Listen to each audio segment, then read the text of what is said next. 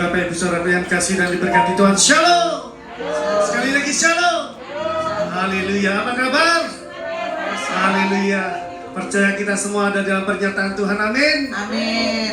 Berikan tepuk tangan sorak-sorai terbaik bagi Tuhan Allah kita yang dahsyat dan luar biasa. Dialah Yesus Kristus kita, Allah Immanuel, Allah yang tidak pernah meninggalkan kita dari dulu, sekarang sampai selama-lamanya. Amin. Haleluya. Haleluya. Sebelum kita mulai pada di pagi hari ini, katakan kiri kananmu, engkau ada di dalam penyertaan Tuhan. Engkau ada di dalam penyertaan Tuhan. Mari, engkau ada di dalam penyertaan Tuhan. Amin. Haleluya. Mari kita datang pada Tuhan dengan hati yang penuh sukacita, dengan hati yang penuh kerinduan, dengan rasa cinta dan ucapan syukur. Mari kita tundukkan kepala bersatu hati, kita berdoa.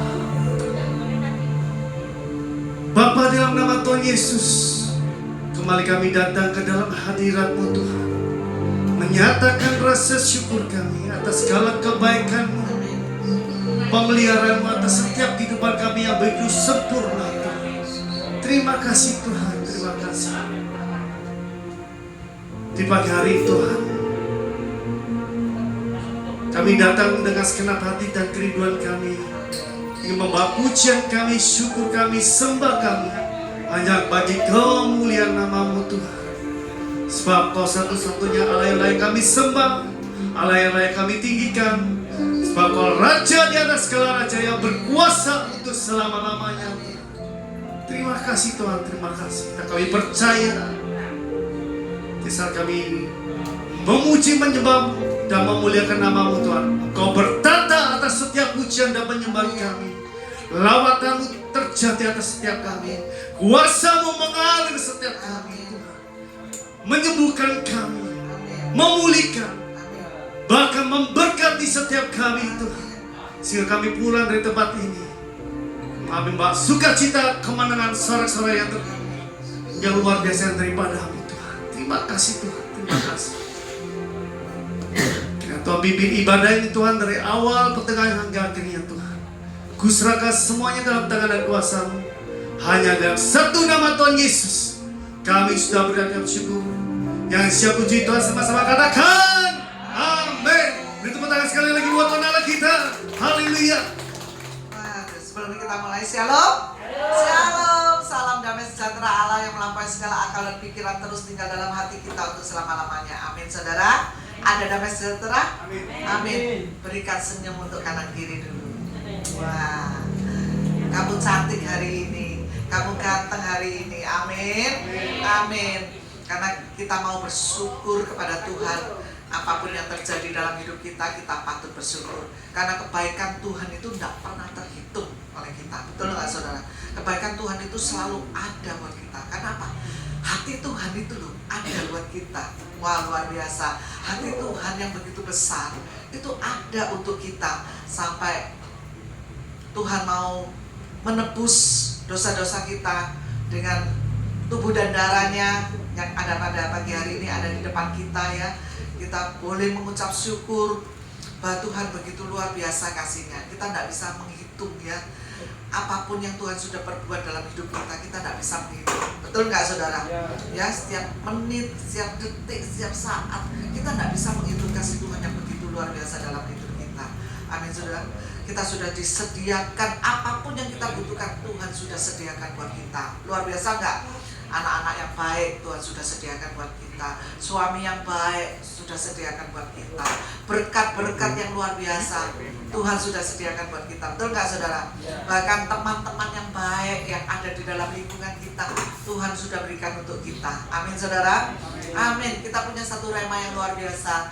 Mazmur 9 ayat 2 kita baca bersama-sama. 1, 2, 3. Aku mau sujud kepada Tuhan dengan segenap hatiku. Aku mau mengerjakan perbuatan yang ajaib. Amin.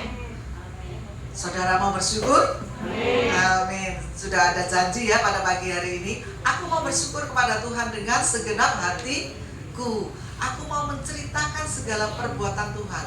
Saudara boleh menceritakan segala kebaikan Tuhan kepada teman, kepada saudara, kepada teman-teman yang lain, atau kepada orang yang belum saudara kenal. saudara bisa membagikan, menceritakan perbuatan Tuhan yang ajaib dalam hidup kita. Betul nggak saudara? Selama saudara bisa bersaksi, itu saudara menceritakan perbuatan Tuhan. Makanya kita disuruh bersaksi karena apa? Supaya kita bisa menceritakan bahwa Tuhan itu begitu ajaib ya. Kadang kita nggak orang yang sakit kanker bisa sembuh ya, orang yang kena tsunami bisa diselamatkan ya. Saksinya ada di depan ini Bu Ineke ya, kena tsunami bisa Tuhan selamatkan ya. Supaya apa? Supaya menjadi berkat bagi banyak orang, supaya bisa menceritakan perbuatan Tuhan yang begitu ajaib. Kalau enggak diselamatkan kan Bu Ineke enggak bisa menceritakan kebaikan Tuhan ya. Kalau sudah diselamatkan kita bisa menceritakan, oh Tuhanku begitu ajaib, Tuhanku kasihnya begitu luar biasa. Amin saudara. Kita mau mulai hari ini, kita mau melakukan, menyenangkan apa yang Tuhan mau dalam hidup kita. Amin saudara. Kita patut bersyukur pada pagi hari ini.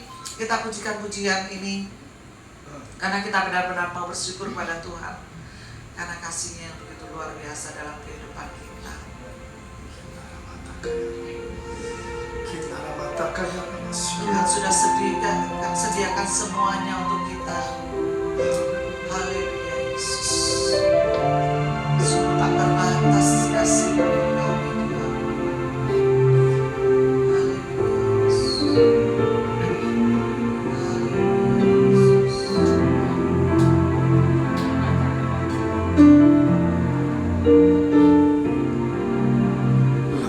Dari yang telah ku pinta,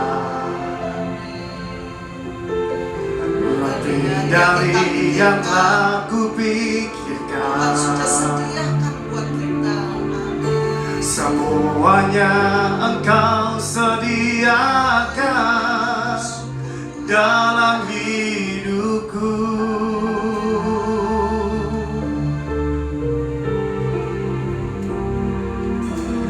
Tak dapat aku mengukurnya, atau dapat aku menghitungnya. Kebesaran kasih-Mu ya Tuhan, yang Kau berikan.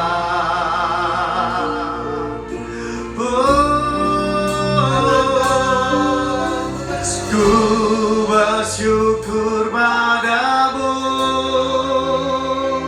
Kau Tuhan yang mengasihiku. Kaulah jaminan hidupku, hati-Mu ada bagiku.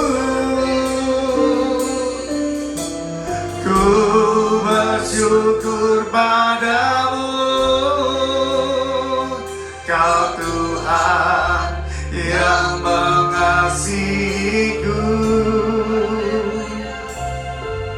Kau jadikan hidup ini lebih indah dan lebih berharga.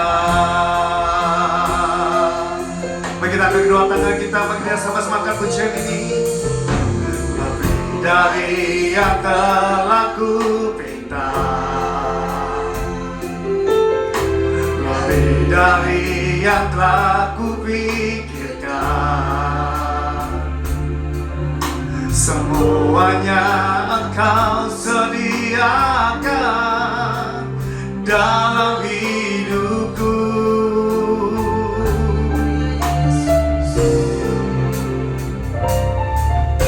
Tidak dapat aku mengukurnya, atau dapat aku menghitungnya. Kebesaran kasih Tuhan, Kebesaran kasih-Mu ya Tuhan, yang Kau berikan. Mari kita sama-sama katakan, ku bersyukur padamu, Kau Tuhan yang mengasihi.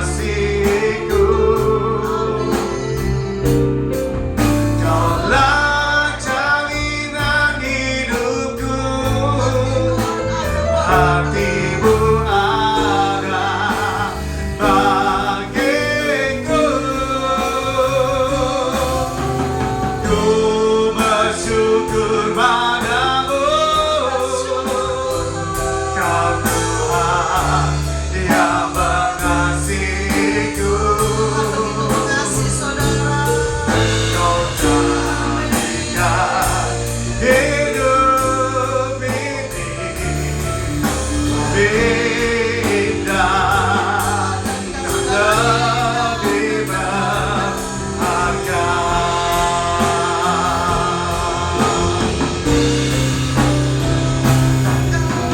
Ku bersyukur padamu, Kau Tuhan yang mengasihiku. Kaulah jaminan hidupku, hatimu ada bagiku. Ku bersyukur padamu, Kau Tuhan yang mengasihiku. Kau jadikan hidup ini lebih indah dan lebih berharga. Ku bersyukur padamu, Kau Tuhan yang mengasihiku. Kaulah jaminan hidupku, hatimu ada bagiku. Ku bersyukur padamu, Kau Tuhan yang mengasihiku.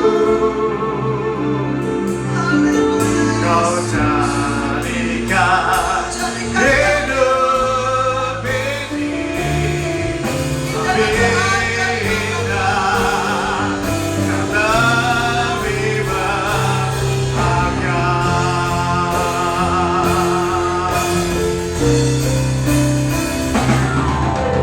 Ku bersyukur padamu, kurapa sendek harama sodialamu. Haleluya. Kaulah jaminan hidupku,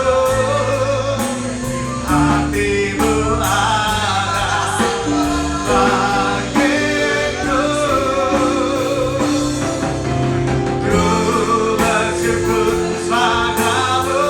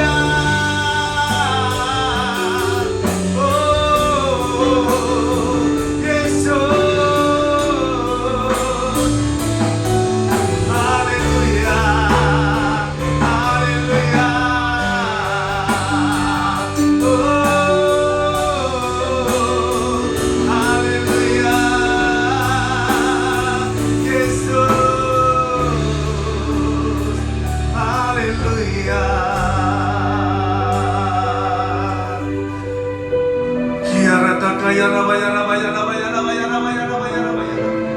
Sekia rabaya rabaya rabaya rabaya rabaya rabaya rabaya rabaya rabaya. Sekia rabaya rabaya rabaya rabaya rabaya. Biarlah setiap yang bernafas memuji dan menyembah-Mu Tuhan. Biarlah setiap orang yang belum mengenal Engkau Tuhan bertekuk lutut dan percaya bahwa Engkau adalah Tuhan yang hidup, yang mengatur setiap kehidupan kami, yang menjamin hidup kami Tuhan, bahkan yang memelihara dan melindungi setiap kami Tuhan, sebab Kau Bapa yang mengasihi setiap kami. Terima kasih Tuhan. Haleluya. Haleluya. Engkau yang membantu buah pinggangku, menenunku dalam kandungan ibuku. Matamu telah melihat hari-hari hidupku, sebelum satu pun ada. Engkau yang mengatur jalan hidup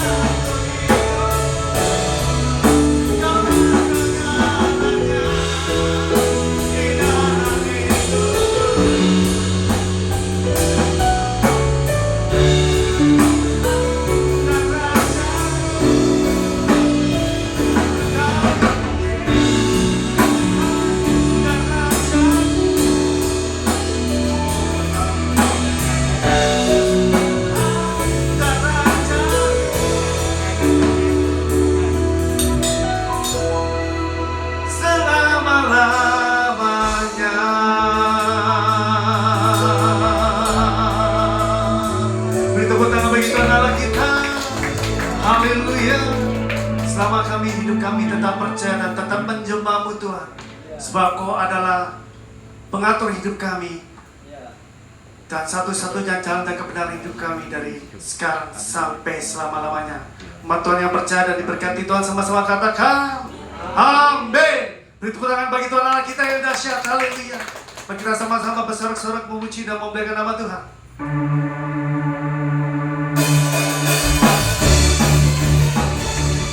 Mari kita sama-sama bagi diri keluar.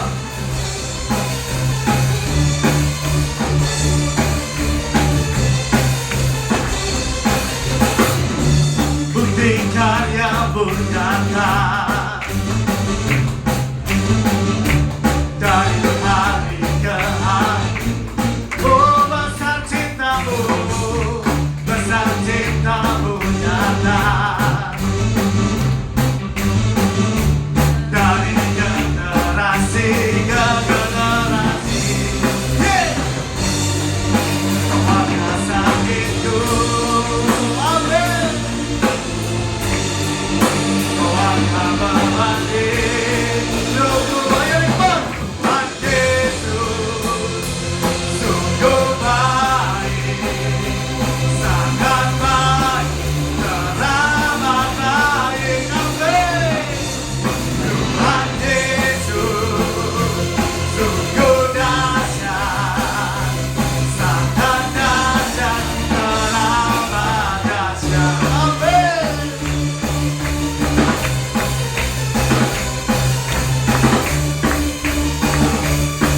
Mari kita sama-sama nyanyikan, come on. Bukti karya-Mu nyata dari hari ke hari, oh besar cinta-Mu, besar cinta-Mu nyata. Dari generasi ke generasi, Kau akan itu, Kau akan berbagi hidup di luar. Tuhan Yesus, amin. Sungguh baik, sangat baik, teramat baik. Tuhan Yesus sungguh dahsyat, sangat dahsyat, teramat dahsyat. Tuhan Yesus, Tuhan Yesus, come on. Sungguh baik. Mari angkat kedua cepungmu tinggi-tinggi katakan teramat baik. Tuhan Yesus sungguh dahsyat, sangat dahsyat, teramat dahsyat. Semua katakan, yeay. Tuhan Yesus, come on. Sungguh baik, teramat baik, amin. Tuhan Yesus sungguh dahsyat, sangat dahsyat, teramat dahsyat. Yang kita katakan, Tuhan Yesus sungguh baik, amin. Sangat baik, teramat baik. Tuhan Yesus sungguh dahsyat, sangat dahsyat, teramat dahsyat. Haleluya.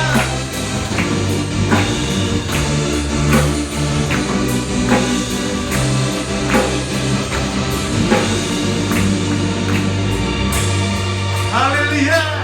Tuhan kita sungguh baik, sangat dahsyat dan teramat dahsyat, amin. Di tepuk tangan buat Tuhan kita yang dahsyat, haleluya. Kau terbesar dan mulia atas semua perbuatanmu.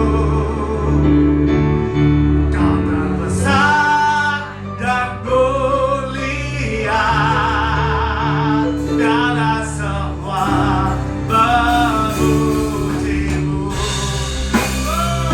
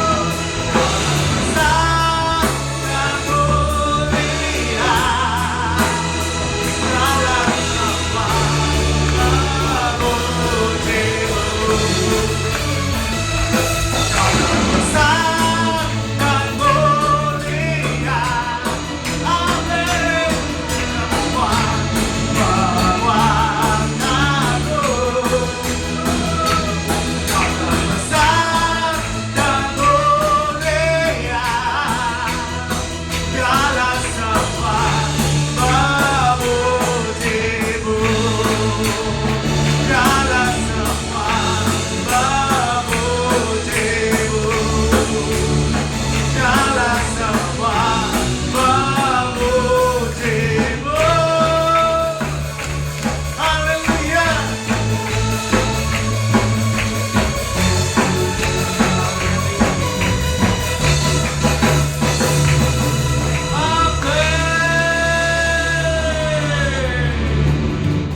Dialah Tuhan yang terhebat dan terdahsyat dan termulia. Siapa namanya? Yesus. Lebih keras lagi, siapa namanya? Yesus. Tepuk tangan buat Yesus kita yang dahsyat. Haleluya. Haleluya. Saya percaya sudah jemaat dapat duduk kembali. Semua kita memasuki kebenaran firman Tuhan. Terlebih dahulu kita akan diberkati oleh pujian koor yang dibawakan oleh WB. Sebelumnya kita beri tepuk tangan yang paling meriah. Haleluya.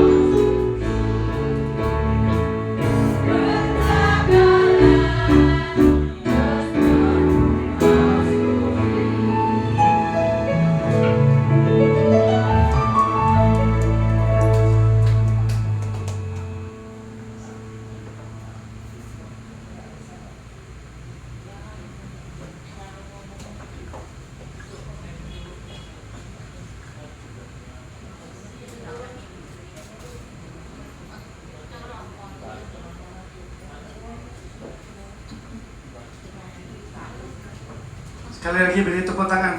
Tuhan kekuatan Allah kita, haleluya. Pujian yang luar biasa yang sudah memberkati kita semua di pagi hari ini, amin. Tiba saatnya kita akan mendengarkan kebenaran firman Tuhan. Sebelum itu kita angkat pujian ini.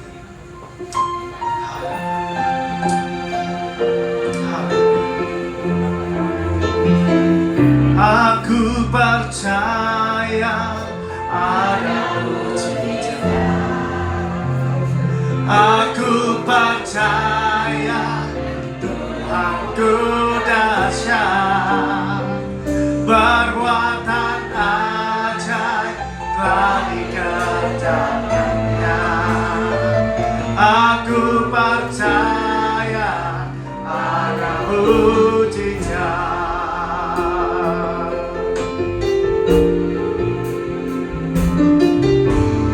Kau Tuhan jadi andalanku, hanya Kau Tuhan yang ku percaya. Di saat aku sudah tak mampu, hanya Yesus sanggup melakukannya. Berkatakan dengan imanku saat ini, aku percaya ada mujizat. Amin. Aku percaya Tuhanku dahsyat, perbuatan ajaib telah dikerjakannya. Aku percaya ada mujizat. Mari kita akan pujian ini dengan hati yang percaya. Mari kita sama-sama katakan, Kau Tuhan jadi andalanku, hanya Kau Tuhan yang ku percaya. Di saat aku sudah tak mampu, hanya Yesus sanggup melakukannya. Katakan dengan hati yang percaya, aku percaya ada mujizat. Katakan amin. Aku percaya Tuhanku dahsyat, perbuatan ajaib telah dikerjakannya. Aku percaya ada mujizat.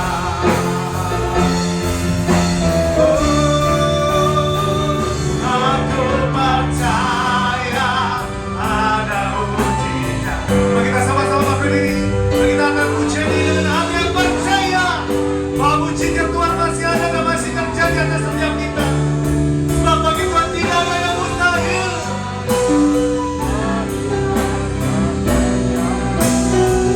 Aku percaya ada mujizat. Aku percaya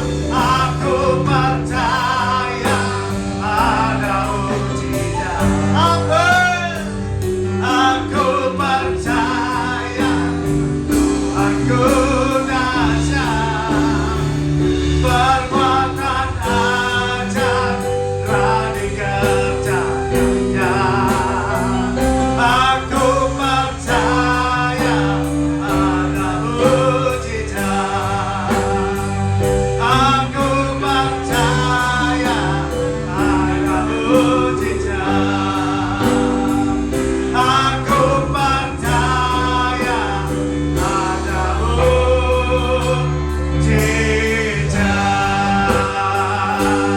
Tepuk tangan yang paling dahsyat bagi Tuhan Allah kita. Haleluya.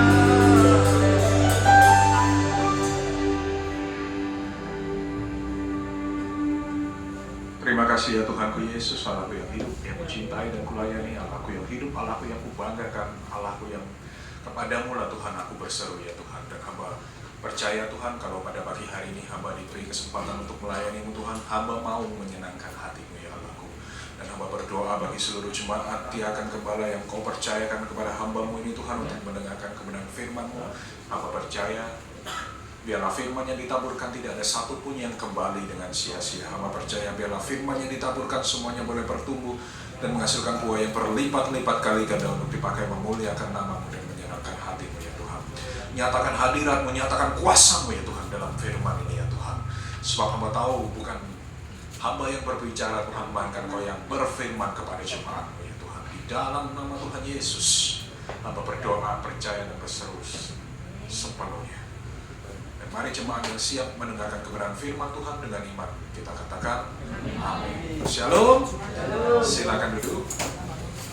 Nah, dengan teman dulu baca ayatnya.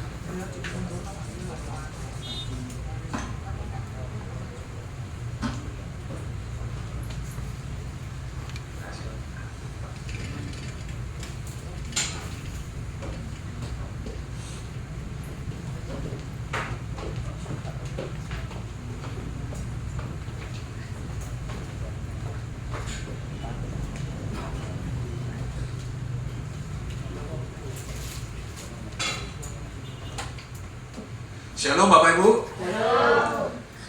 Jadi hari ini kita akan bahas satu hal yang cukup menarik, yaitu kita bahas mengenai mujizat. Tolong ditampilkan PowerPoint-nya. Atau dalam bahasa Ibrani-nya menggunakan kata nes. Bapak Ibu, saya percaya mujizat ini satu hal yang cukup penting harus terjadi dalam kehidupan kita atau dalam hubungan kita dengan Tuhan Yesus. Betul? Siapa yang mau mengalami mujizat? Semua mau, betul kan? Dan saya percaya dengan mujizat ini yang membuat kita semakin dekat kepada Tuhan. Kenapa? Karena waktu saya mengalami mujizat, saya gede-gede, saya bilang, wow, you are the living God, Engkau Tuhan yang hidup. Kenapa? Saat aku berseru, Tuhan jawab dan kasih mujizat. Dan itu membuat akhirnya saya semakin dekat lagi kepada Tuhan. Dan Bapak Ibu kalau melihat di dalam Alkitab, orang-orang yang menerima mujizat itu selalu biasanya semakin dekat sama Tuhan. Makanya orang yang tidak pernah mengalami mujizat itu kasihan banget. Orang yang tidak pernah mengalami mujizat itu orang Kristen yang paling kasihan. Kenapa? Karena Tuhan kita, Tuhan yang hidup. Nah, apa arti kata nes atau mujizat dalam bahasa Ibrani? Nes dalam bahasa Ibrani ini artinya sesuatu yang mencolok atau yang berbeda dari biasanya. Jadi sesuatu yang mencolok, sesuatu yang kelihatan jelas itu mujizat. Nah, dalam bahasa Ibrani-nya, nes ini bisa juga dikatakan sebagai bendera yang dibawa untuk perang, Bapak Ibu. Next, katakan. Bapak Ibu kalau lihat di zaman dahulu, orang berperang itu bawa bendera, itu selalu lebih tinggi dari pasukannya. Jadi misalnya pasukannya, kalau Bapak Ibu lihat di gambar, pasukannya tingginya misalnya rata-rata 170 meter. Maka benderanya harus 2,5 meter atau sampai 3 meter. Supaya apa? Kelihatan. Jadi kalau orang dari belakang kelihatan, oh itu bendera boloku, oh itu bendera musuhku. Jadi intinya, tapi semua orang di medan perang, ketika bendera itu diangkat, mereka semua tahu, kelihatan, jelas. Dan itulah artinya nes atau mujizat.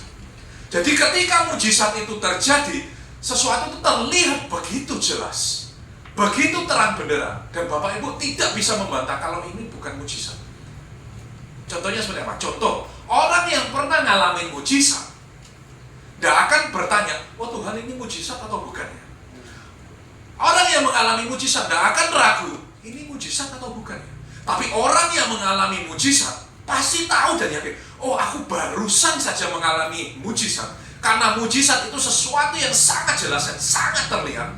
Jadi orang tidak perlu ragu lagi, ini mujizat atau bukan. Kalau sampai Bapak Ibu ragu, ini mujizat apa bukan ya? Itu bukan mujizat. Karena tidak terlihat jelas. Tapi kalau mujizat dalam bahasa Ibrani-nya, itu digambarkan seperti seorang bendera. Seperti bendera yang terlihat sangat jelas, sehingga orang tidak bisa membantahnya. Dan itu mujizat. Jadi kalau ada hamba Tuhan juga yang ngaku bisa melakukan mujizat, maka mujizat itu harus terlihat dengan sangat jelas.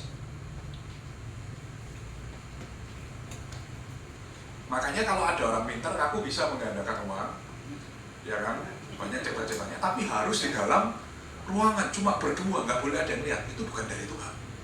Karena Bapak Ibu kalau lihat di dalam Alkitab, ketika Tuhan membuat mujizat, itu tidak peduli orangnya berapa di depannya, mujizat itu terjadi seperti bendera. Berarti seberapa banyak orang pun mujizat itu akan mencolok sekali seperti bendera perang. Dan orang tidak akan bisa membantah, itu baru mujizat. Kalau terjadinya diam-diam, apa Tuhan yang mengaku punya mujizat dan lain sebagainya, tapi tidak ada yang lihat, itu bukan mujizat. Karena mujizat dalam bahasa Ibrani-nya seperti bendera, terang benderang, kelihatan jelas. Amin. Nah, saya pengen tahu sebelumnya, Bapak Ibu ini pengen terima mujizat nggak dari Tuhan? Pengen nggak? Semua pengen ya? Ada yang belum pernah ngalamin mujizat? Jangan takut, kasihan deh lu kalau belum ngalamin mujizat. Kasihan deh, orang Kristen yang belum mengalami mujizat, itu orang Kristen paling kasihan. Kenapa? Kita punya Tuhan yang hidup loh. Tuhan yang hidup, yang Tuhan kita, kalau kita doa berseru minta tolong, nanti kita akan bahas. Allah kita itu Allah yang hidup, dan kita bangga punya Allah yang hidup. Makanya kalau sampai ada yang belum terima mujizat, kasihan deh loh. Nah, hari ini kita akan bahas sebenarnya apa penghalang-penghalang kita menerima mujizat gitu. Nah, nanti kita juga akan belajar bagaimana ciri khas atau pola Tuhan dalam mujizat, apa yang harus kita lakukan supaya kita ini bisa menerima mujizat dari Tuhan. Yang pertama, penghalang mujizat yang paling sering terjadi. Kenapa orang ada beberapa yang terima mujizat, ada yang nggak terima mujizat? Nah, Bapak Ibu, saya beberapa bulan yang lalu pernah membawa materi khotbah mengenai timbangan, kalau Bapak Ibu ingat. Saya nggak pernah baca kesaksian misionaris ini. Ada seorang misionaris, Bapak Ibu, dia memberikan kesaksian. Waktu dia berdoa minta berseru kepada Tuhan, dia kena satu penyakit disease ya, namanya smallpox, Bapak Ibu. Bapak Ibu kalau tahu smallpox itu sebelum COVID ada penyakit yang namanya smallpox, dan itu cukup mematikan. Dia berdoa berseru minta tolong sama Tuhan, Tuhan ojo sampai aku mati kena smallpox, karena ini penyakit yang lumayan, Bapak Ibu. Smallpox itu bahasa Indonesianya apa ya? Cacar ya, cacar air ya, cacar air. Sebelum ada vaksinnya. Nah, ketika dia berdoa kepada Tuhan, dia diberikan Tuhan sebuah vision, bukan mimpi ya, vision itu bahasa Indonesia apa ya? Penglihatan, yes, betul. Dia diberikan sebuah penglihatan sama Tuhan, sebuah timbangan, Bapak Ibu. Padahal saya nggak tahu kesaksian misionaris ini. Baru saya kemarin baca, dan saya buat materi khotbah timbangan itu beberapa bulan yang sebelumnya nggak boleh. Ketika dia berdoa berseru minta Tuhan, Tuhan sembuhkan aku, nggak mau mati kena ini. Tuhan tunjukkan kepada dia apa? Sebuah timbangan. Isinya apa? Doa dan pujian penyembahan dia. Tapi kalau dari versi dia mungkin pengalaman dia dengan Tuhan seperti itu. Tapi kalau dari versi yang saya pelajari dalam firman Tuhan, Tuhan itu selalu menimbang setiap orang. Next. Jadi kalau Bapak Ibu meminta mujizat dari Tuhan, biasanya Tuhan akan menimbang Bapak Ibu. Bapak Ibu tahu ditimbang gimana? Kalau beli di pasar misalnya, apa? Beli apa Stasi biasanya? Cabai lah. 10 kilo sebelah sininya dikasih apa? 10 kilo. 1 kilo lah ya, 1 kilo lah. Karena dikasih pemberat kan, supaya tahu beratnya mana yang lebih berat atau beratnya sama, betul nggak? Nah, ketika kita meminta sebuah mujizat dari Tuhan, kita ini kayak ditaruh di dalam sebuah timbangan. Kita ini ditaruh sebuah timbangan, kita ditaruh di sini, terus di sebelah sini apa yang sudah kita perbuat untuk Tuhan. Daniel 5 ayat 26 sampai 27. Daniel 5 ayat 26 sampai 27.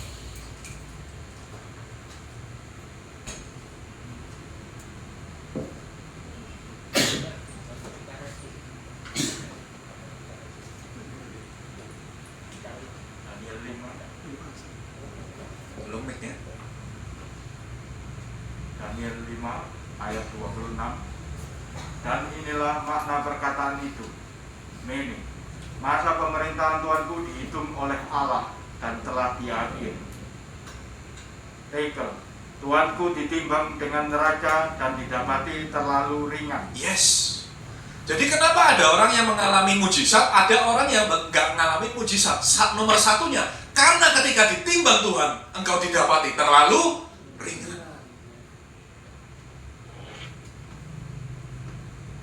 Ketika ditimbang Tuhan, engkau didapati tidak ada bobotnya.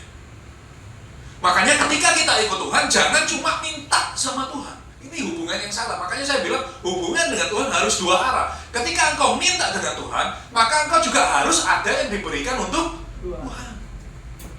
Nah, contohnya ini, ketika engkau ditimbang dengan neraca, ditimbang dengan timbangan, engkau terlalu ringan. Bapak Ibu, ada sebuah contoh yang menarik mengenai Hizkia. Kita buka 2 Tawarik 29. Kita buka ceritanya Hizkia yang sakit kemudian disembuhkan dan diberi umur panjang oleh Tuhan. Bapak Ibu masih ingat ceritanya nggak? Karena perikopnya cukup panjang, kalau kita baca takut nggak cukup. Tahu nggak cerita Hizkia sakit kemudian disembuhkan Tuhan? Bapak Ibu, ketika Hizkia disembuhkan oleh Tuhan, Hizkia ngomong apa sama Tuhan? Tuhan, ingatlah apa yang sudah aku perbuat untuk Tuhan. Ketika Hizkia divonis sama Tuhan, engkau akan mati, tidak akan sembuh lagi. Hizkia nangis, doa, minta mujizat sama Tuhan. Terus kemudian Hizkia ngomong apa sama Tuhan? Ini kuncinya, dia dapat mujizat dari Tuhan dan umurnya diperpanjang. Hizkia cuma ngomong, nangis. Dan di akhir dia ngomong apa? Tuhan, ingatlah apa yang sudah aku perbuat untukmu. Dan apa yang Hizkia sudah perbuat? 2 Tawarik 29 ayat 1-6.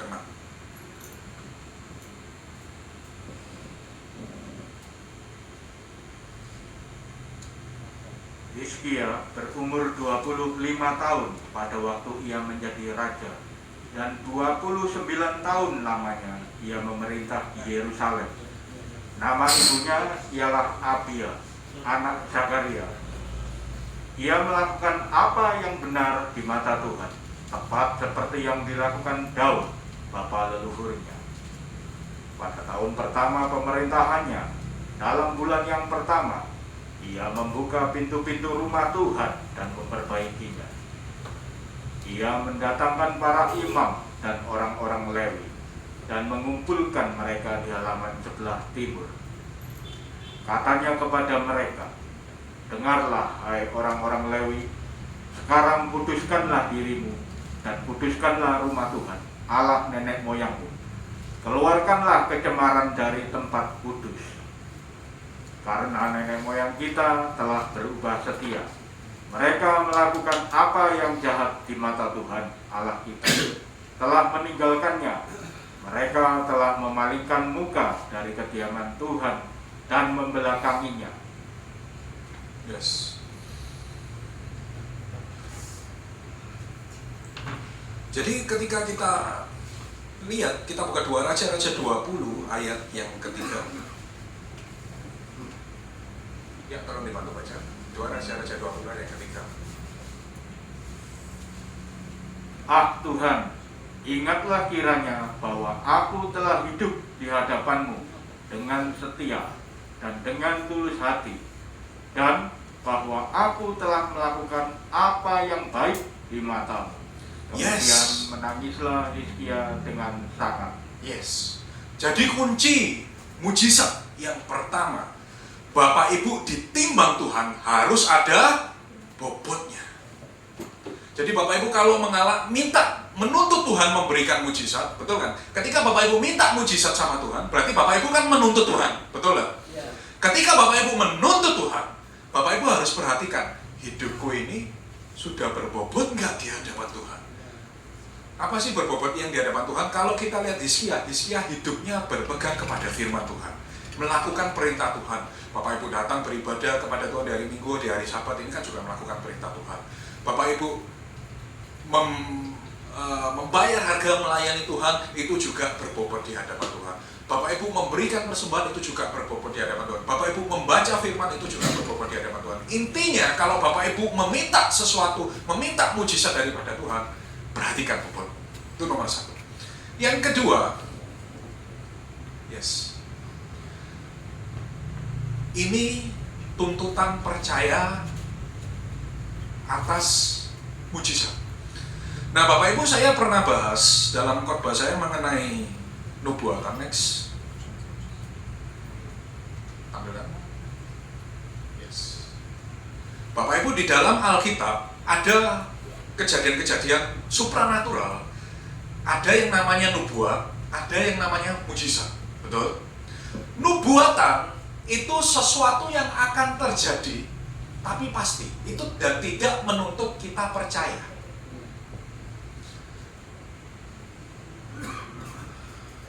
Contoh, Sarah ketika dinubuatkan Tuhan, dia kan ketemu dengan Tuhan. Kemudian Tuhan ngomong sama Sarah, tahun depan aku akan mendapati engkau hamil, bahasa sehari-harinya. Lalu Sarah ketawa. Sarah tidak percaya. Tapi apa Sarah tidak percaya kemudian dia nggak jadi hamil? Tetap hamil nggak Sarah akhirnya? Tetap hamil.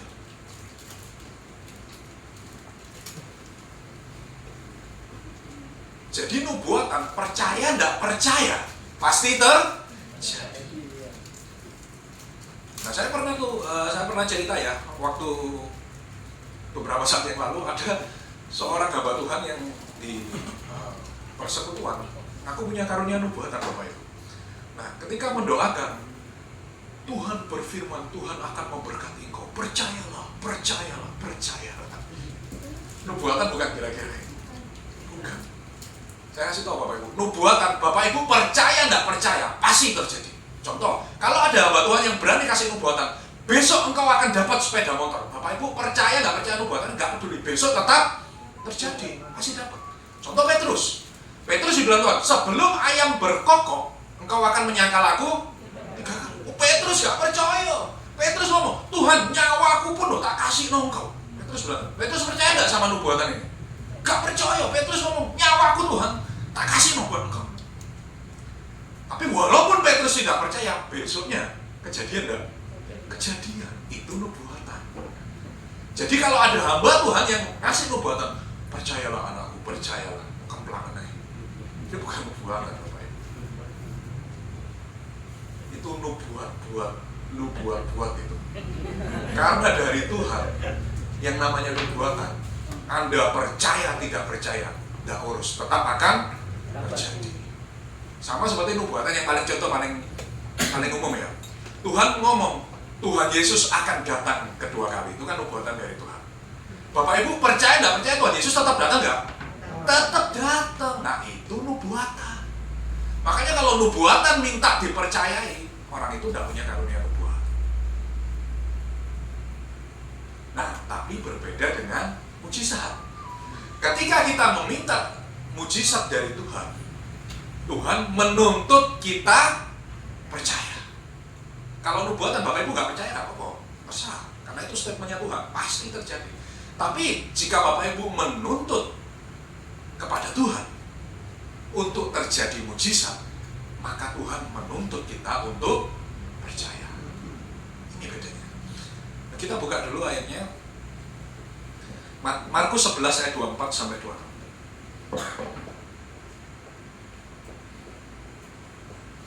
Karena itu aku berkata kepadamu, apa saja yang kamu minta dan doakan, percayalah bahwa kamu telah menerimanya, maka hal itu akan diberikan kepadamu. Yes. Dan kira-kira apa yang terjadi kalau tidak percaya? Matius 13 ayat 58.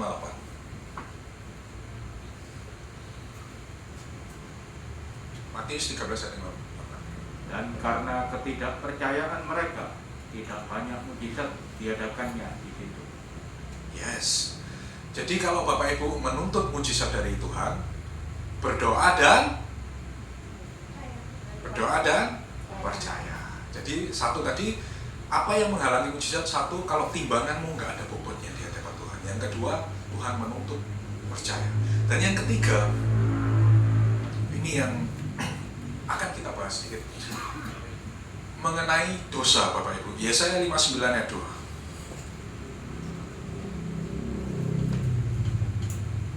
Tetapi yang merupakan pemisah antara kamu dan Allahmu ialah segala kejahatanmu, dan yang membuat dia menyembunyikan diri terhadap kamu sehingga ia tidak mendengar ialah segala dosamu.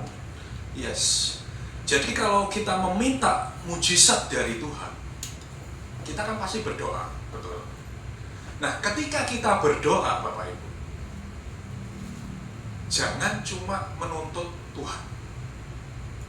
Doa itu artinya apa sih Bapak Ibu? Ada yang tahu? Yang ikut Tuhan apa? Doa itu artinya apa sih?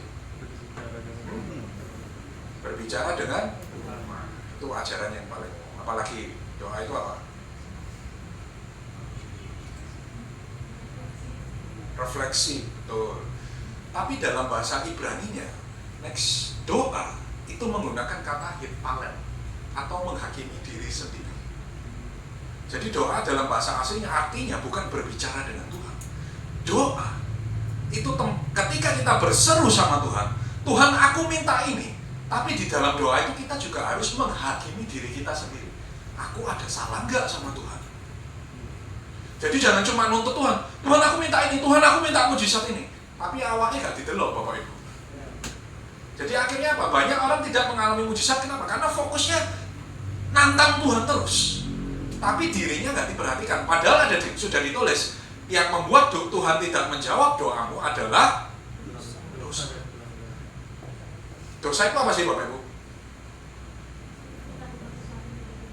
Melakukan sesuatu yang apa? Tidak berkenan kepada Tuhan, boleh. Melanggar firman Tuhan, boleh. Tapi dosa dalam bahasa Ibraninya pernah saya ajarkan, dosa itu menggunakan kata het, yang artinya tidak tepat sasaran. Jadi kalau hidupmu tidak tepat sasaran di hadapan Tuhan, itu pun juga berdosa. Banyak orang yang merasa dosa itu cuma melanggar firman Tuhan. No. Lebih besar daripada itu Bapak Ibu. Engkau hidup tidak tepat sasaran di hadapan Tuhan, itu juga dosa. Contoh, Bapak Ibu, Tuhan memberikan tugas kepada saya, pelayananmu koridornya di ini. Kalau saya jadi WL Bapak Ibu, kira-kira tepat sasaran nggak? Atau kalau saya jadi penginjil keliling ke desa-desa, bukan mengajar di gereja-gereja, kira-kira saya tepat sasaran nggak? Enggak, karena tiap orang diberikan tujuan hidup, diberikan tugas masing-masing sama Tuhan. Ada yang disuruh penginjilan, ada yang disuruh pengajaran, ada yang disuruh penggembalaan. Kadang ada yang tidak tepat sasaran. Saya pernah kesaksian Bapak Ibu, ada seorang hamba Tuhan yang diberikan tugas oleh Tuhan peneguhan sebagai seorang gembala Bapak Ibu. Tapi senang nginjili Bapak Ibu. Salah enggak? Nggak salah. Menurut dia. Tapi menurut Tuhan itu kan tidak tepat sasaran. Orang disuruh gembalakan penginjilan ke desa-desa Bapak Ibu, gereja itu tidak. Karena Bapak Ibu kalau lihat Tuhan Yesus ketika diberikan tugas, ada orang yang non Israel, Tuhan ngomong apa? Aku diutus hanya kepada orang Israel, pada domba-dombaku istilahnya. Berarti kan pelayanan sesuai dengan apa yang ditugaskan kepada dia. Bapak Ibu juga perhatikan di mana engkau disuruh tertanam Tuhan. Disitulah engkau harus tertanam. Saya nggak bilang, oh Bapak Ibu harus tertanam tempat ini, terserah Bapak Ibu. Tapi Bapak Ibu harus tahu di mana Tuhan perintahkan aku tertanam. Bapak Ibu, saya melayani banyak di gereja besar-besar, ada banyak yang jemaatnya lebih banyak dari tempat ini. Tapi sampai mati, saya akan tertanam dan melayani di tempat ini. Kenapa? Karena disuruh Tuhan, Bapak Ibu. Supaya apa? Hidupmu itu tepat sasaran. Ya. Kalau Bapak Ibu tidak tertanam, hari ini ke sini, minggu depan ke sini, minggu depan ke sana, minggu depan ke sini. Kira-kira itu hidup yang tepat sasaran enggak? Hidupmu tidak tepat sasaran. Kalau hidupmu tidak tepat sasaran, berarti engkau berdosa. Karena dosa dalam bahasa Ibrani yang menggunakan kata het, yang artinya tidak tepat sasaran. Jadi jangan dikira dosa itu cuma melanggar firman Tuhan. No. Dosa artinya engkau tidak tepat sasaran di hadapan Tuhan. Jadi kalau misal sampai saya tertanam di tempat lain, berarti hidup saya berdosa di hadapan Tuhan. Kenapa? Karena saya tidak tepat sasaran di hadapan Tuhan. Tapi kalau saya tertanam di tempat ini, saya dengan sukacita melayani Bapak Ibu. Saya susah payah belajar bahasa Ibrani untuk mengajar Bapak Ibu. Saya puasa sebelum melayani Bapak Ibu. Saya melakukan itu dan saya tertanam di tempat ini. Sampai mati saya akan melayani di tempat ini. Kenapa? Karena supaya hidup saya tepat sasaran di hadapan Tuhan. Jadi yang terakhir, sebelum Bapak Ibu meminta, menuntut Tuhan, Tuhan kasih aku mujizat, Tuhan tolong aku. Hit palel, berdoa. Cek ke diri sendiri, Tuhan, aku ini sudah tepat sasaran enggak sama Tuhan? Hidupku sudah benar enggak di hadapan Tuhan? Aku sudah menjalankan perintah Tuhan enggak? Jadi jangan cuma doa nuntut Tuhan, tapi enggak melihat diri kita sendiri. Oke, jadi ini hal-hal umum yang membuat penghalang kenapa kita tidak bisa menerima mujizat. Dan berikutnya kita akan bahas bagaimana kita meminta mujizat dari Tuhan, cara kita meminta mujizat dari Tuhan. Next.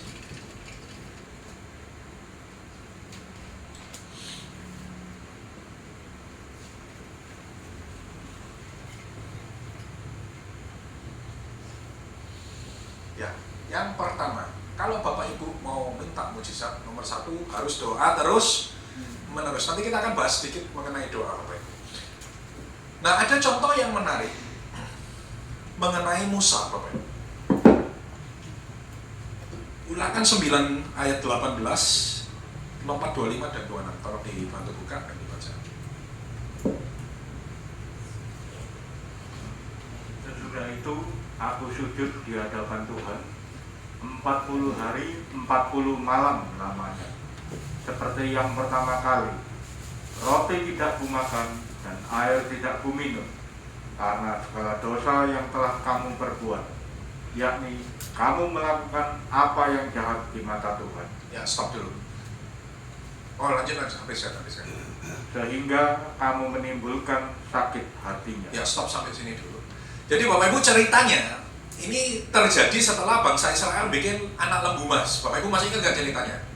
Jadi Musa naik ke atas gunung Sinai, mau terima loh batu, ternyata ketika ditinggal, bangsa Israel ini murtad, bikin anak lembu mas, berdoa, nyembah anak lembu mas. Lalu Tuhan marah kan? Tuhan marah, Musa turun lagi. Pertama dia naik tuh, terus turun lagi. Turun, dia marahin bangsa Israel. Kenapa kamu bikin anak lembu mas, termasuk Harun dimarahin?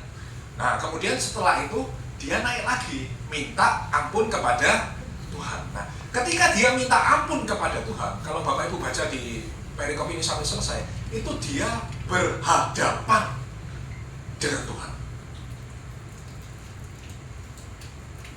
Saya mau tanya, ada nggak di sini ketika yang berdoa sudah berhadapan dengan Tuhan? Bapak Ibu berdoa nih misal, lalu ternyata di depannya Bapak Ibu ada Tuhan. Ada yang sudah pernah? Kalau sudah ada, tolong saya gantikan dulu Pak. Ada enggak? Enggak ada. Bapak Ibu bayangkan, Musa ini doa minta sama Tuhan, berhadapan tuh, bukan lihat mukanya ya, berhadapan. Ditulis di dalam perikop ini atau dalam pasal ini, nanti Bapak Ibu boleh baca di rumah. Tuhan lewat, Musa kelihatan punggungnya aja, nggak kelihatan mukanya Tuhan. Tapi intinya Musa itu hadapan sama Tuhan. Dan Bapak Ibu tahu, ketika Musa berhadapan dengan Tuhan, dia doa saat itu langsung dijawab nggak? Langsung dijawab nggak? Atau harus nunggu? Nunggu atau langsung dijawab? Berhadapan loh saudara. Tetap harus menunggu 40 hari. 40 padahal sudah berhadapan. Nah, apalagi kita yang belum berhadapan Bapak Ibu. Makanya kan kadang orang sing tas doa sak minggu terus ngambek sama Tuhan, kok nggak dijawab? Nah ini yang berhadapan 40 hari 40 malam. Danio kita yang belum berhadapan. Berarti nomor satu ketika Bapak Ibu meminta mujizat kepada Tuhan, doa terus menerus sampai dijawab Tuhan. Ini langkah pertama. Nanti kita akan bahas satu berikutnya. Nomor 25 ya dan 26. Maka aku sujud di hadapan Tuhan 40 hari 40 malam lamanya. Aku sujud karena Tuhan telah berfirman akan memunahkan kamu. Dan aku berdoa kepada Tuhan, kataku, ya Tuhan Allah, janganlah musnahkan umat milikmu sendiri yang kau tebus dengan kebesaranmu dan yang kau bawa keluar dari Mesir dengan tangan yang kuat. 40 hari 40 malam baru Musa dijawab Tuhan mengampuni bangsa Israel. Apalagi kita yang gak berhadapan dengan Tuhan. Doa terus menerus. Jadi kalau mau minta mujizat dari Tuhan, langkah pertama doa terus menerus. Nah Bapak Ibu, kita akan bahas lagi sedikit mengenai doa. Di dalam pengajaran Yahudi ada yang namanya vain prayer atau doa yang sia-sia. Next. Ya. Dan jangan sampai Bapak Ibu melakukan doa yang sia-sia. Vain prayer atau doa yang sia-sia itu gimana? Jadi Bapak Ibu, ada sebuah pengajaran dalam kitab Taurat Bapak Ibu yang mempunyai prinsip bahwa next, God will not undo something that already done. Jadi artinya Tuhan tidak akan membatalkan sesuatu yang sudah terjadi. Contoh paling gampang. Misal ada yang bekerja di sebuah perusahaan, lalu dipecat sama bosnya. Ini kan sudah terjadi. Doanya minta mujizat sama Tuhan. Tuhan tolong aku dibatalkan pemecatannya supaya aku bisa masuk kembali ke kantor ini. Itu artinya meminta Tuhan membatalkan yang sudah terjadi. Tapi yang benar doanya adalah, Tuhan aku sudah misalnya ada yang tadi berdoa dikeluarkan, Tuhan sudah dikeluarkan dari tempat ini, maka doanya minta kepada Tuhan, kirimkan pekerjaan yang lebih baik. Betul nggak? Contoh lagi, waktu Bu Yeni kebakaran kapan hari itu, dari sini saya melihat tokonya kebakaran Bapak Ibu. Hati saya berdoa pada Tuhan, ojo tokoe mama, betul nggak? Secara manusia gitu. Tapi ini berarti kan meminta Tuhan membatalkan sesuatu yang sudah terjadi. Bisa nggak? Bukan Tuhan nggak bisa, Tuhan nggak mau. Jadi inilah yang dinamakan vain prayer. Jadi doanya bukan, saya keliru waktu itu. Makanya kita belajar bersama-sama. Ketika saya melihat toko mama saya kebakaran, saya ngomong, Tuhan ojo toko mama. Tapi padahal yang terbakar toko mama. Harusnya saya berdoa, Tuhan mujizatmu padamkan apinya dengan cepat. Jadi ketika kita berdoa, jangan doa kita menjadi vain prayer atau doa yang sia-sia. Karena kalau Bapak Ibu melihat dalam Alkitab sebagai contoh, ketika Adam dan Hawa berbuat dosa, Tuhan bisa nggak membatalkan dosa Adam dan Hawa ini? Bisa nggak? Bisa, tapi nggak terjadi kan? Tuhan justru membiarkan itu terjadi, lalu Tuhan cari solusinya. Solusinya apa? Tuhan memberikan mujizat dengan mengirimkan Mesias, yaitu Tuhan kita Yesus Kristus. Supaya apa? Manusia yang berdosa sebelumnya bisa kembali kepada Tuhan. Jadi ada yang namanya vain prayer atau doa yang sia-sia, yaitu doa yang meminta Tuhan membatalkan sesuatu yang sudah terjadi. Jadi kalau Bapak Ibu berdoa meminta mujizat kepada Tuhan, jangan minta Tuhan untuk membatalkan, tapi doa minta mujizat ke depannya ini bagaimana. Oke. Jadi yang pertama kita harus doa terus menerus. Yang kedua, ya, hati yang remuk redam. Mazmur 34 ayat 19. Tuhan itu dekat kepada orang-orang yang patah hati, dan Ia menyelamatkan orang-orang yang remuk jiwanya. Yes, Bapak Ibu boleh nangis sama Tuhan, boleh. Saya pernah mengalami kondisi yang begitu stres, Bapak Ibu. Saya berseru kepada Tuhan, saya merasa patah hati, saya nangis sama Tuhan, Tuhan tolong.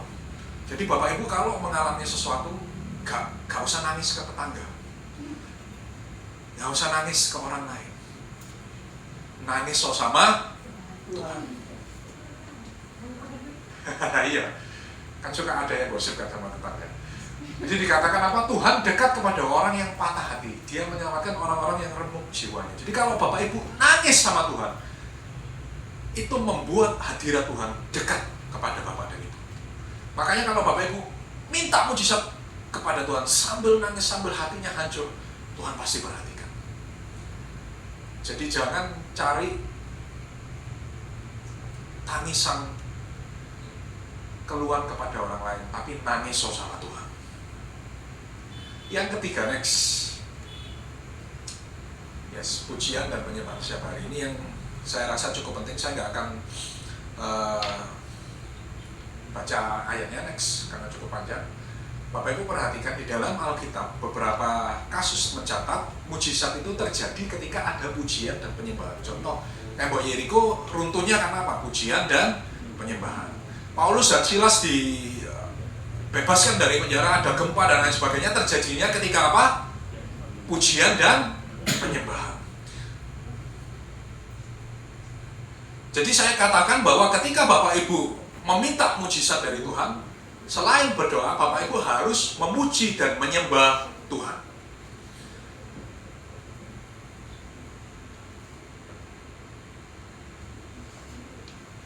Penting bagi kita untuk punya saat teduh sama Tuhan. Siapa yang di sini setiap hari sudah punya saat teduh sama Tuhan? Katakan. Yang lainnya?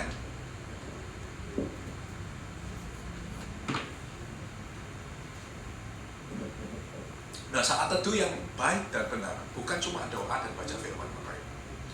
Saat teduh yang baik dan benar itu harus disertai dengan pujian dan penyembahan. Bapak Ibu berdoa, baca firman saat teduh di rumah, oke, berdoa dengan Tuhan, boleh, nggak salah. Tapi lebih baik kalau di saat teduhmu ada pujian dan penyembahan. Kita pernah bahas mengenai khotbah pujian dan penyembahan.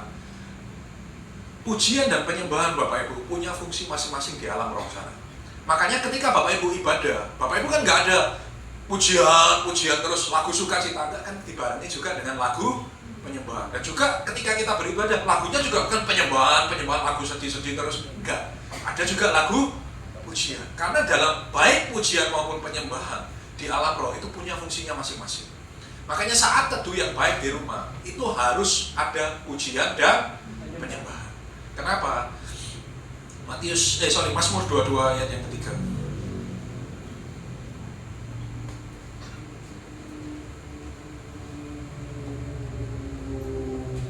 Next. Allah, ini ayat 2. padahal Engkaulah yang kudus, yang bersemayam di atas puji-pujian orang Israel. Yes. Jadi kalau Bapak Ibu mau menerima mujizat Tuhan, biasakan memuji dan menyembah Tuhan setiap hari dalam saat teduh. Yang terakhir ini yang paling penting, Bapak Ibu. Yes. Kita akan bahas agak detail. Belajar peka mendengar suara Tuhan atau instruksi Tuhan.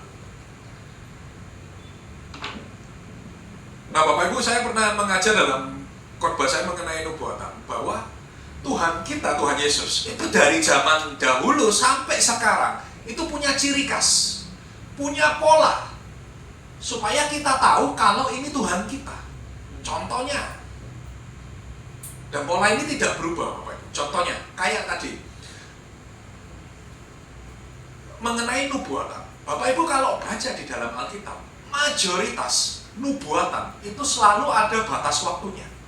Jadi kalau misalnya Tuhan kasih nubuatan, biasanya di belakangnya selalu ada batas waktunya. Contoh, Petrus, engkau akan menyangkal aku. Kapan? Kapan Petrus akan menyangkal Tuhan?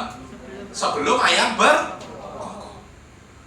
Terus kemudian Tuhan menubuatkan kepada Sarah, Sarah, engkau akan mengandung anak. Kapan? Tahun depan. Ada waktunya. Supaya apa? apa? Ketika kita melihat sesuatu, ini ciri khasnya Tuhan. Ini polanya Tuhan. Dari dulu sampai sekarang dan selamanya bakal tetap sama. Makanya kalau ada hamba Tuhan yang memberikan nubuatan, engkau akan diberkati Tuhan. Lalu jemaatnya tanya, kapan aku diberkati? Waktu Tuhan, bukan waktu. Wong pelangen naik juga. Pasti bukan dari Tuhan itu. Ojo hamba itu, Bapak Ibu bisa ke sebelah, engkau akan diberkati Tuhan. Kapan? Waktu Tuhan, bukan waktu. Bisa toh? Nah, itu step pertama punya karunia nubuat Bapak Ibu sekarang. Nah, ini ciri khas pola Tuhan pasti akan sama. Contoh lagi ciri khas pola Tuhan yang saya belajar dalam kitab Ibrani ya. Bapak Ibu, kalau Tuhan menampakkan diri kepada manusia dalam bahasa Ibrani, itu selalu menggunakan gender lelaki, Bapak Ibu. Kenapa saya paham ini? Jadi kalau ada, misalnya ya, ada roh wanita terang benderang dengan sinar, percaya itu pasti bukan dari Tuhan. Kenapa? Karena dalam bahasa Ibrani, ketika Tuhan menampakkan dirinya kepada manusia, itu selalu dengan gender lelaki. Makanya dalam bahasa Ibrani kan ditulis Naase Adam Betsalmenu Kipnutenu. Mari kita membuat, bukan manusia ya, mari kita membuat Adam menurut gambar dan rupa kita. Jadi laki-laki ini diciptakan menurut gambar dan rupa Tuhan. Makanya ketika Tuhan menampakkan diri kepada manusia dalam kitab Perjanjian Lama, itu bahasanya selalu menggunakan gender lelaki atau is, seorang lelaki. Nggak pernah dalam sepanjang Alkitab Tuhan itu turun lalu bentuknya jadi perempuan. Nggak pernah. Makanya kalau ada roh perempuan bersinar, itu pasti bukan Tuhan. Karena itu sudah ciri khasnya Tuhan. Nah, ini yang saya pelajari.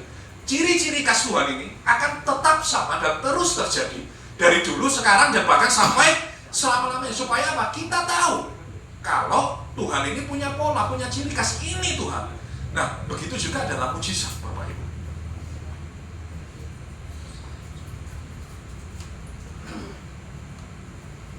Pola Tuhan, ciri khas Tuhan, sebelum melakukan mujizat, itu selalu memberikan instruksi. Perhatikan. So, instruction will always precede the miracle.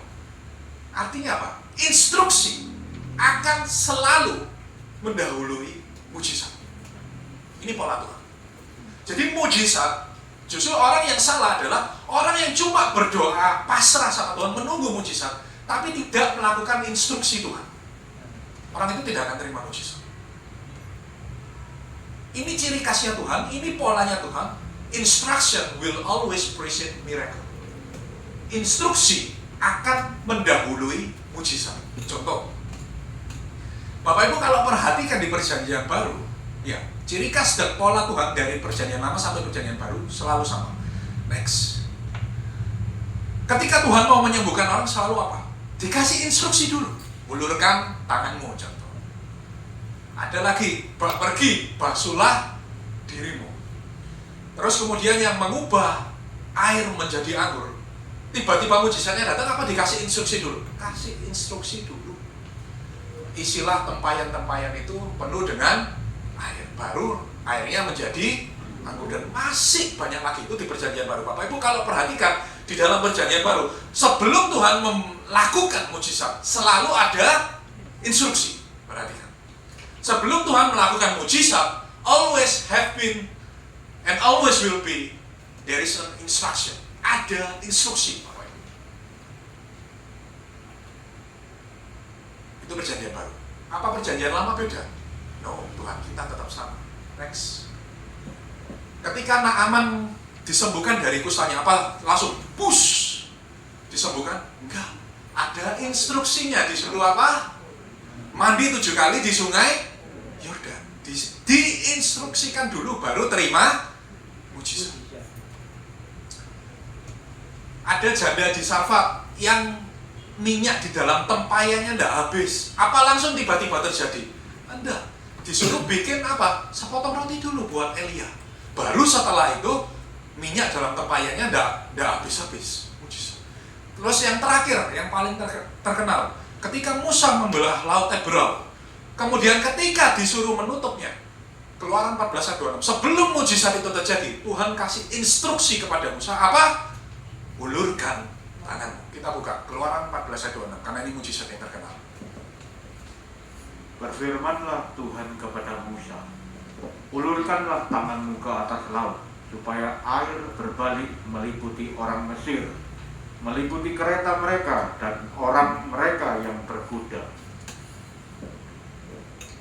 Jadi sebelum mujizat selalu didahului dengan instruksi dari Tuhan. Jadi kalau Bapak Ibu mau mencari mujizat Tuhan, berarti Bapak Ibu harus dapat dulu apa? Instruksi dari Tuhan. Ini polanya Tuhan, bukan pola saya. Jadi ini ciri khasnya Tuhan. Ciri khasnya Tuhan. Jadi kalau Bapak Ibu mau minta mujizat dari Tuhan, berarti Bapak Ibu harus mendengar apa? Instruksi dari Tuhan. Nah, banyak orang kan keliru, pikirnya mujizat itu langsung terjadi tanpa kita perlu ngapa-ngapain, betul nggak? Padahal mujizat itu terjadi setelah instruksi Tuhan itu diberikan. Selalu, itu selalu, sepanjang kita Bapak Ibu boleh cek semua mujizat yang terjadi, selalu ada instruksinya dulu.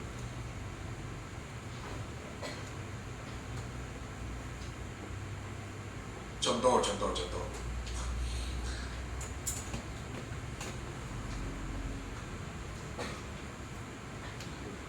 Misal ada yang sakit, ya saya berharap semua di sini sehat walafiat ya, nggak ada yang sakit. Tapi cerita di sono, ada orang yang sakit.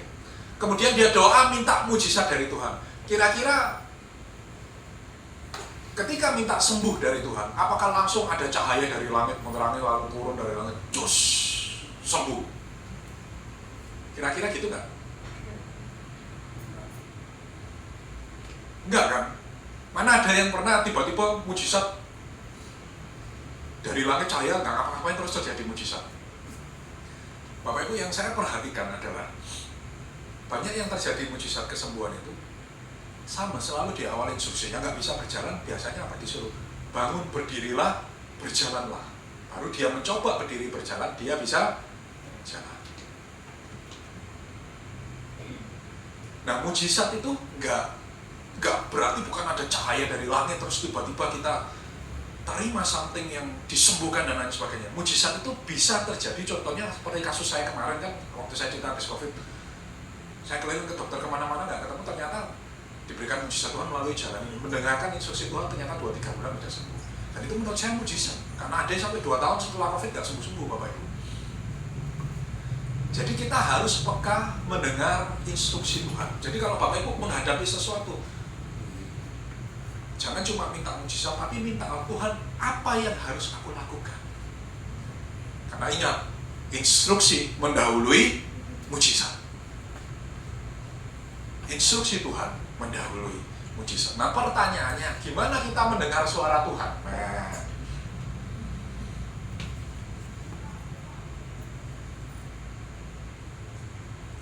gimana Bapak Ibu supaya kita bisa mendengar suara Tuhan?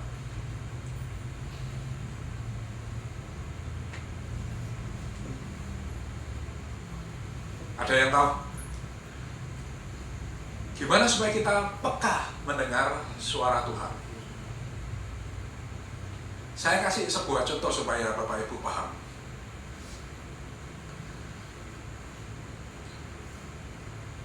Pak Rudi, saya ambil contoh Pak Rudi. Pak Rudi misal lagi jalan-jalan ini dari gereja ke toko jalan kaki.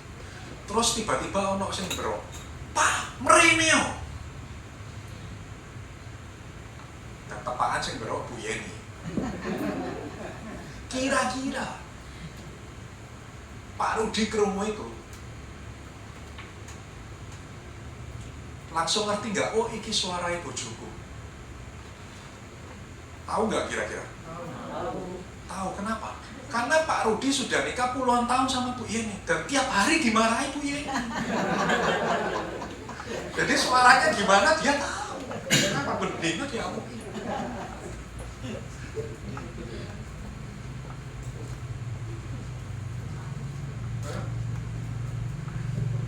Jadi ketika Buyane bro panter ini yo. Pak Rudi langsung gak pakai mikir, oh itu suaranya bojoku, gak bingung, gak tanya, itu suaranya siapa? Enggak, dia tahu. Oh ini sing sering ngamuki aku, nongol ya.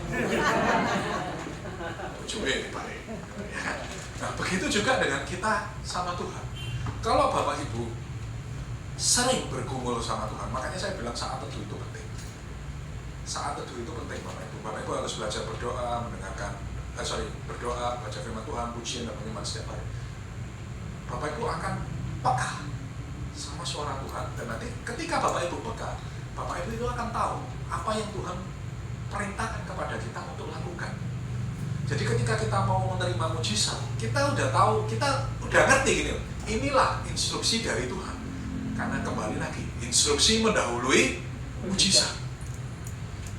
Kenapa lama terima mujizat? Karena banyak orang nggak paham ini, bahwa pola Tuhan itu selalu instruksi mendahului mujizat.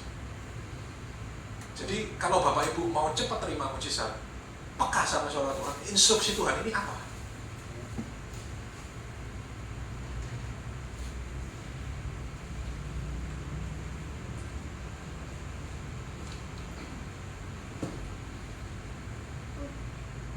Dan di akhir kata saya cuma bisa ngerangkum aja Bapak Ibu supaya Bapak Ibu ingat. Jadi kalau Bapak Ibu mau terima mujizat dari Tuhan, mendapatkan mujizat yang pertama, Bapak Ibu harus doa terus menerus. Ingat Musa 40 hari 40 malam doa sama Tuhan. Yang kedua, Bapak Ibu harus dengan hati yang remuk redam. Yang ketiga, pujian dan penyembahan. Yang keempat, peka mendengar suara Tuhan. Bapak Ibu harus cari instruksi Tuhan. Tuhan Yesus memberkati. Mari kita berdoa.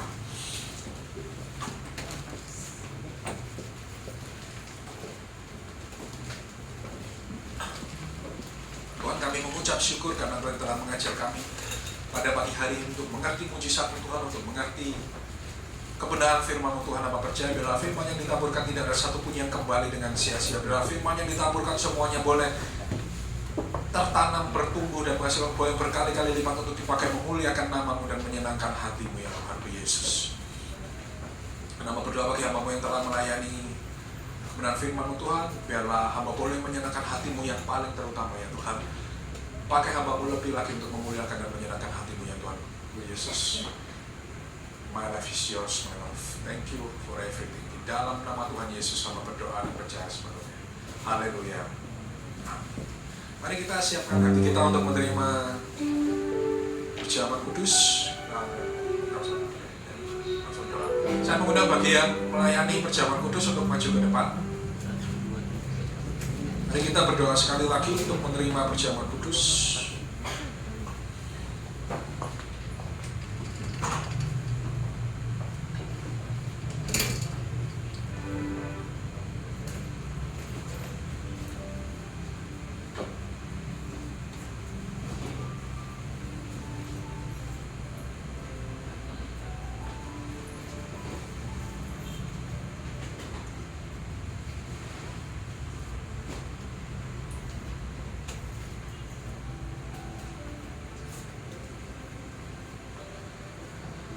Mari kita berdoa.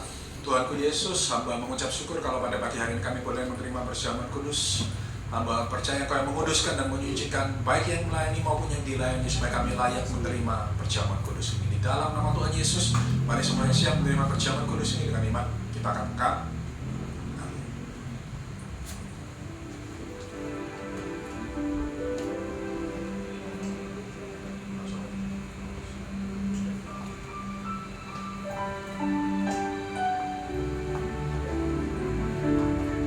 Selalu punya cara untuk menolongku. Kau selalu punya cara, keajaibanmu dahsyat dalam segala perbuatanmu, dan ku tenang di dalam jaramu.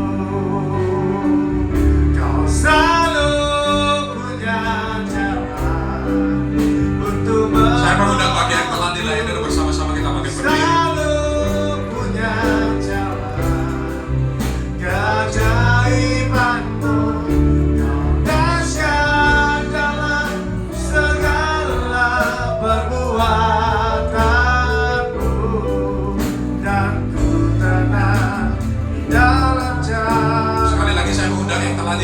bersama-sama kita bangkit berdiri. Selalu punya cara untuk menolongku. Kau selalu punya jalan keajaibanmu. Kau dahsyat dalam segala perbuatanmu, dan ku tenang di dalam caramu. Dan ku tenang di dalam caramu. Dan ku tenang di dalam caramu.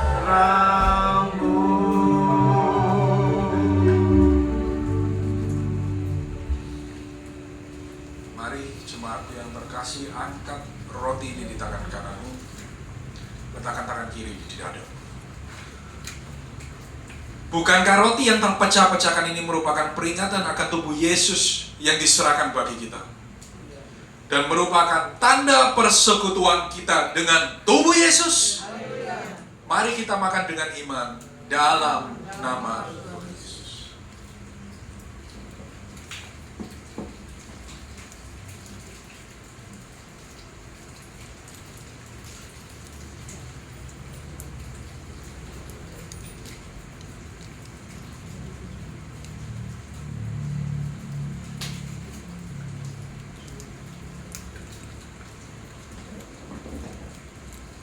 Angkat anggur ini di tangan kananmu, letakkan tangan kiri di dada. Bukan kecawan ini adalah bukti perjanjian baru kita dan bukti persekutuan kita dengan darah Yesus. Mari kita minum dengan iman dalam nama Tuhan Yesus.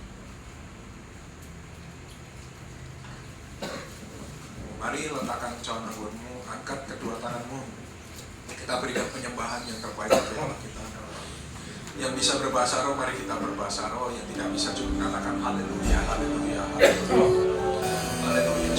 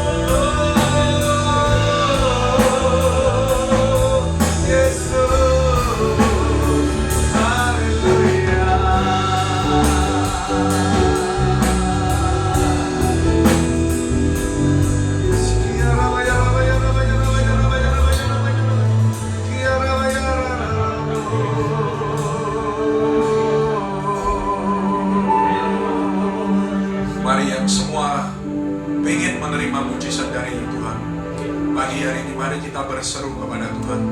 Apa yang kau ingin terima mujizat dari Tuhan, serukan kepada Tuhan. Serukan Yesus, Yesus, Yesus.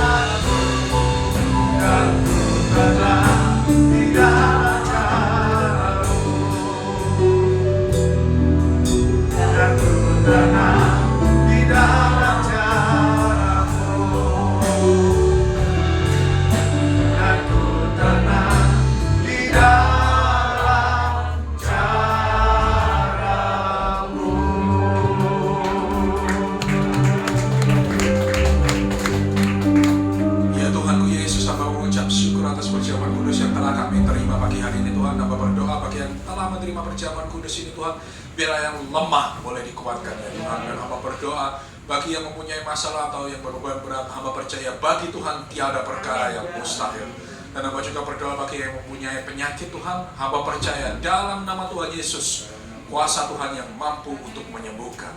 Dan hamba juga berdoa bila melalui perjamuan kudus ini kami boleh semakin menjadi satu di dalam Tuhan. Bila kami boleh tinggal di dalam Engkau dan Engkau boleh tinggal di dalam kami, sama seperti Engkau ada di dalam Bapa dan Bapa ada di dalam Engkau.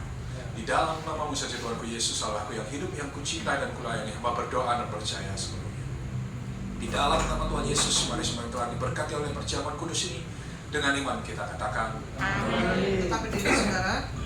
Untuk para pekerja boleh kembali ke tempat masing-masing. Kita akan melakukan pengakuan iman Rasuli Gereja Betani Indonesia. 1, 2, 3. Aku percaya kepada Allah Bapa yang Maha Kuasa, Kali langit dan bumi, dan kepada Yesus Kristus anaknya yang adalah Tuhan kita, yang dikandung dari Roh Kudus, lahir dari anak darah Maria, yang menderita di bawah pemerintahan Pontius Pilatus, disalibkan, mati, dan dikuburkan, turun ke dalam kerajaan maut.